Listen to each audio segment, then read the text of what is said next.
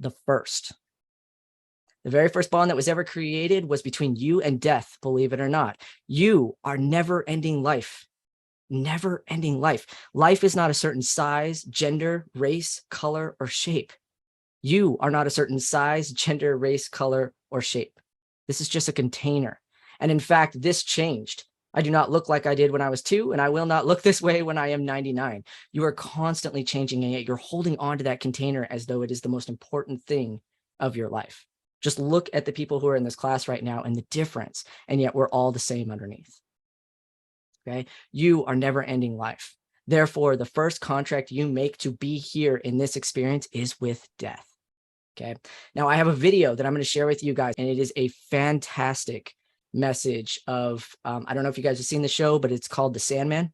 It's on Netflix, and it is a moment where death explains that it learned. Thing existed. I was there.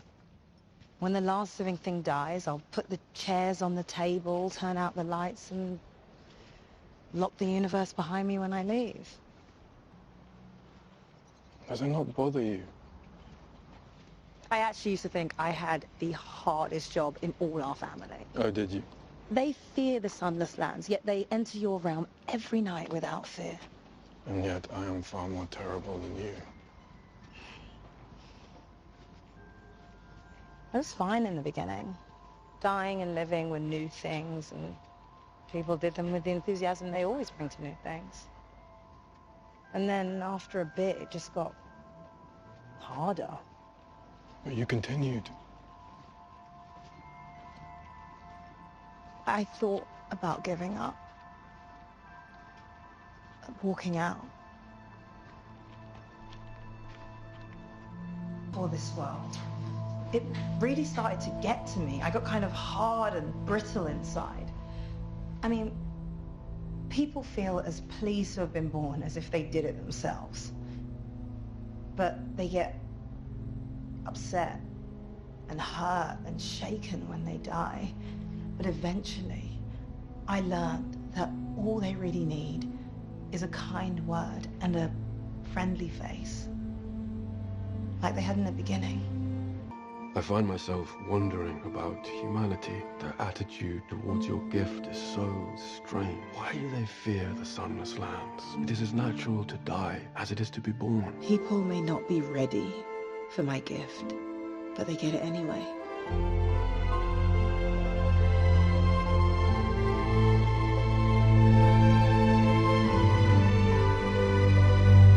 At the end, each of us stands alone.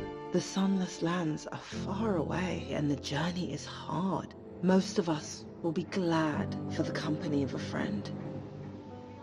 It isn't about quests. Our purpose is our function. We're here for them. I need them as much as they need me. Okay. If you do not create a bond with death, you cannot receive the gift of the living experience. Okay. The experience.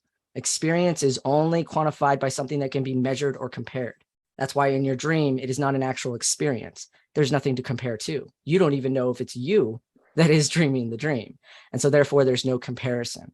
Okay. If you want a living experience, the very first contract you will sign and agree with is going to be with death. All right. You must give something to create a bond with death. And since all you are is pure energy, all you have to give is energy. And so you give 3% of energy to start your life. Now, I love teaching this because this is going to answer the question people ask all the time about the Trinity, why it matters so much. And this is why. At the very beginning, the very start, you give 3%. And that 3% is going to give you everything that you need, because you'll see that when we talk about the Trinity, we talk about the Father, the Son, and the Holy Spirit. Or we talk about the Mother, the Maiden, and the Crone. Or we talk about the past, the present, and the future. These are all things that do not have opposites, right? Your past is not opposite of your future. Your future is not opposite of your present. These are trinities. They are held together. And so that 3% truly matters because it is going to give you everything you need, the building blocks for your life. Okay. That 3% is going to give you the essentials for survival. All right. So Your cells in that 3% are going to receive everything they need to create your head and begin developing your brain. Okay, so understand this is at the very beginning of your life. We're not talking about when you're 21 and figuring this out. This is at the very beginning of your life before you even know that you did this. You gave 3% of your energy to have a living experience, and that 3% created what you need to have a head and a brain. It also created what you need to have a body that holds your heart. The first complete organ created is your heart, or a pump, so that you can generate electricity to pump your blood. Okay. The claustrum is often referred to as the wall of the brain. It is a thin, curved sheet of neurons embedded in a white type of matter. Okay. Remember when I taught you guys about cerebral spinal fluid? Once that starts flowing, it starts delivering knowledge throughout your body. Your cells need more knowledge than just how to make a brain and a heart. They need lungs. They need stomachs. They need all the different organs that you need. And so this cerebral spinal fluid is going to start sending these signals to tell it how to do what it needs to do. Okay. You receive the instinct on how to survive within the womb. That 3% will give you instinct on how to survive within the womb. That 3% will also give you instinct on how to survive outside the womb. You need to know how to breathe oxygen. You need to know how to swallow. And most importantly, because you do not do this inside the womb, you need to know how to exhale, how to give back. Okay. So it is very important that this 3% is exchanged at the beginning so that you receive the 3% to survive. Okay. So as you develop, grow, and think, you begin absorbing your environment and mimicking the things that you learn. All right. Each phase of development is recorded as a brain frequency. Okay. So delta, 1 to 3 years old, is the frequency of sleep. That's why babies sleep all the time. They're just in this constant state unless they get awoken, and then they're in kind of a completely different state, the opposite of sleep, which is why they cry all the time, which is why they panic all the time, is because it's just the opposite of the state that they were in. Theta, 3 to 5, okay, frequency of repetitive thought. You're just repeating thoughts. You're not taking them in. You are not analyzing them. You have not gotten to that place yet. You're just repeating what you see, because repeating what you see will keep you alive. Okay. Alpha, 5 to 6 years old. This is the frequency of awareness and imagination. Okay. This is very important. Okay. So about the time that you are at 6 years old, your brain shifts to an alpha frequency. This frequency allows you to see yourself as something in this world, not of this world. Okay. You start to use your imagination, and you start creating your ego for the very first time. All right. We also like to, you'll notice that usually about 6 years old, you see kids playing with toys and they have whole entire worlds. Okay. Whole entire world. So if you don't know this, watch the Lego Movie 2. You'll understand a child's perspective of choices and love. It is fantastic. And I'm going to be doing a video on it to kind of get people to understand this is where kids' minds are. It is amazing. All right. You begin defining who you are. 6 years old, you start defining who you are. You start throwing temper tantrums. You start saying, I want these things. You begin creating your root chakra, the root of who you are. Okay. You also start embracing those 5 natural emotions: love, anger, caution, grief, and jealousy. Okay. And we know this: love, balanced, is healthy. It is an emotion that allows you to connect to something. Obsession, unhealthy, unbalanced. All right. Jealous, the emotional response to say you desire to be good at something. That is a good thing in this world. Envy, the desire to take from someone else, the unhealthy response to be the best or the only and to take from another. Anger, the emotional response to say you desire not to do something. When a 3-year-old says no, there's nothing wrong with that. Rage, the unhealthy response to hurt another or oneself not to do something. Okay. Grief, the emotional response to say goodbye or lose a bond. Depression, the unhealthy response to hold on to something so tightly it hurts you or another. And caution, the natural response to be aware of your surroundings. Do not walk off a cliff. Do not run up to every bear. Okay. Fear, the unhealthy response to allow your surroundings to become your awareness. In other words, all that exists are cliffs. All that exists are bears that are going to get me. Okay. You begin to question the nature of who you are, and you start asking why questions. And I love this graphic because if you've ever seen Nemo, they like to say mine, mine, mine. And this always reminds me of 2-year-olds. Why? And then at 6 years, again, why? Why do I have to go to bed? Why can't I do what my brother does? So on and so forth. All right. Every bond that you make as you grow requires you to put in energy to establish it. Friendships, family, romantic relationships, they all require energy. And that's what we're going to talk about next. The relationship bonds. And let me start by saying that once you read this, you will not be able to forget you read it. Okay. I can tell you that right now. It is going to change your life into understanding how relationships work. All right. So just want to lead with that. Okay. So relationship bonds, the science of relationships. A bond is fusion. Okay. A bond is fusion. I want you to know that every bond is an unwritten contract of fusion. If you give like to someone and they do not like you back, a bond is not made. If you give love to someone and they do not love you back, a bond is not made. If you give like to someone and they give like back, you establish a bond.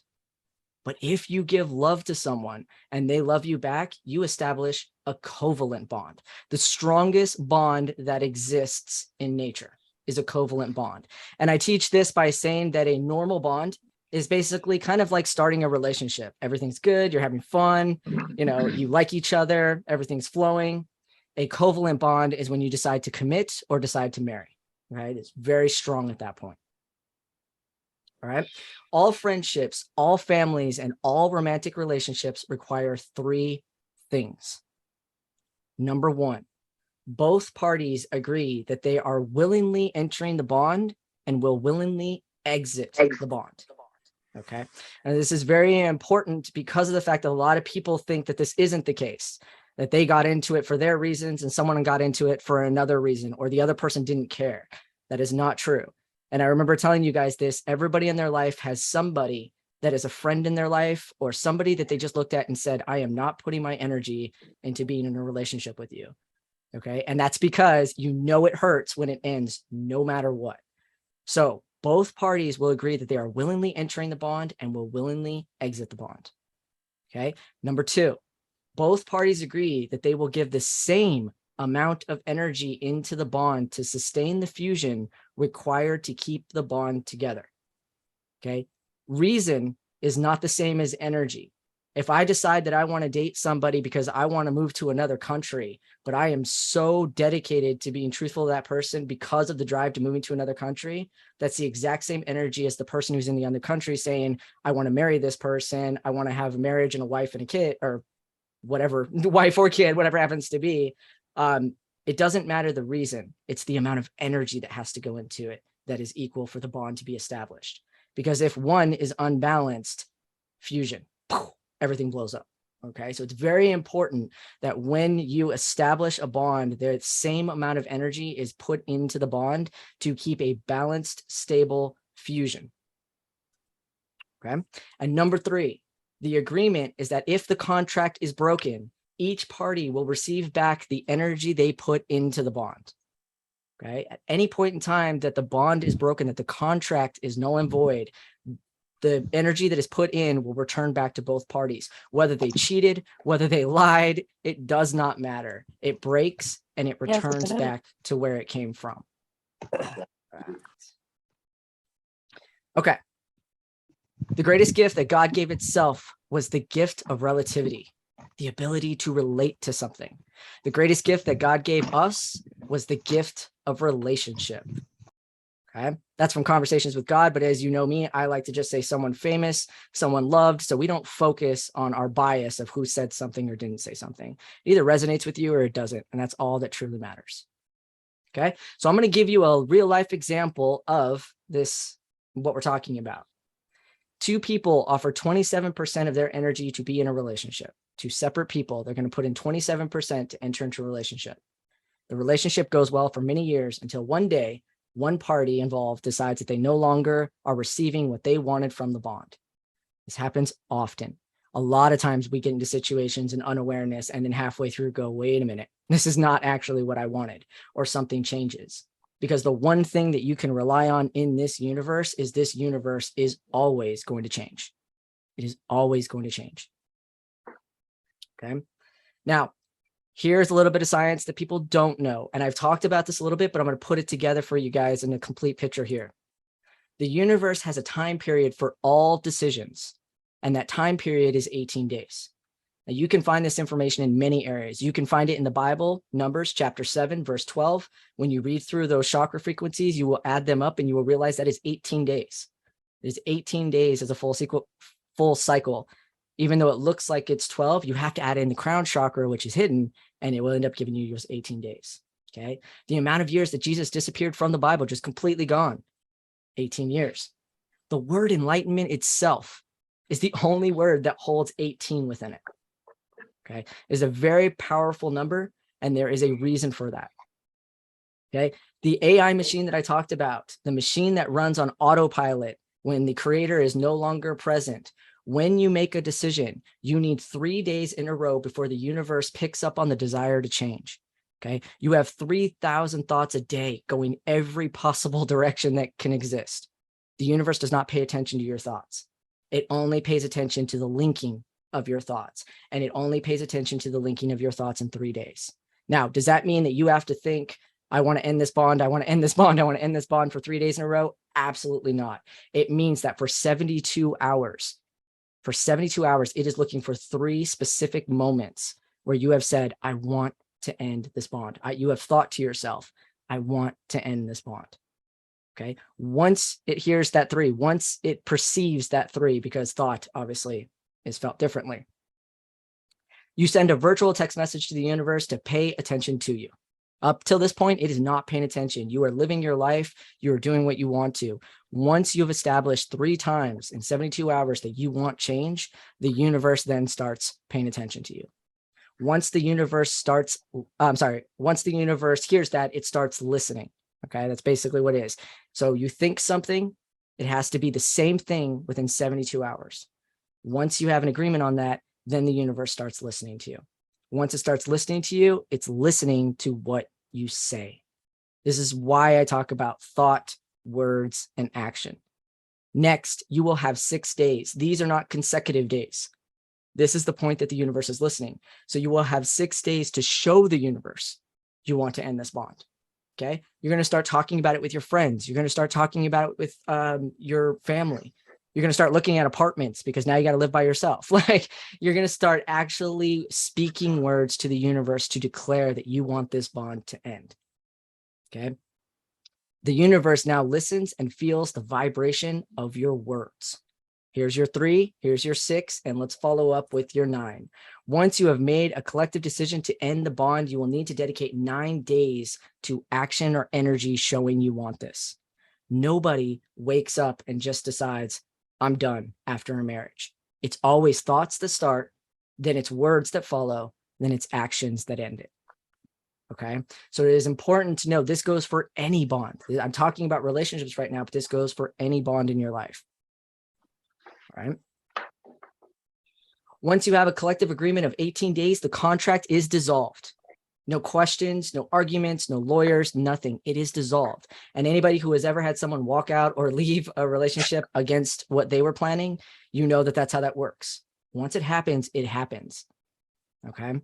When the contract is dissolved, you will have the 27% of energy returned back to you. And the other person will also receive the 27% of energy instantly, basically at the speed of light. It will happen instantly. Okay.